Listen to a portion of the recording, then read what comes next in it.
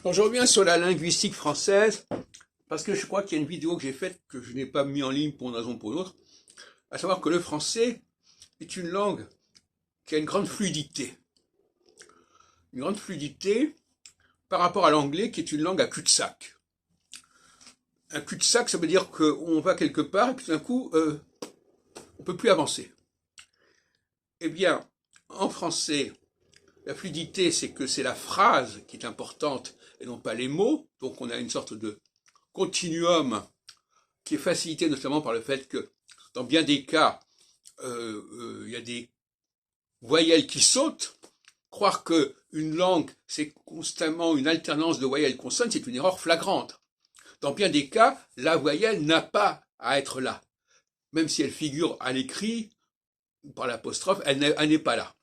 Et la plupart des langues n'ont pas compris cette notion de non-binarité voyelle-consonne, continuent à avoir la religion de la voyelle, et la France est le pays où la langue a le moins de religion de la voyelle. Ce qui d'ailleurs crée une sorte de clivage, puisque il y a un français qui est marqué par la voyelle et un français qui est marqué par le refus de la voyelle. Et ça correspond à deux niveaux de société et même au niveau géographique qui sont significatifs. Donc, à la différence des autres langues latines, le français n'a pas la religion de la voyelle et il a gardé un génie particulier qui est probablement lié à ce qu'on pourrait appeler une langue originelle.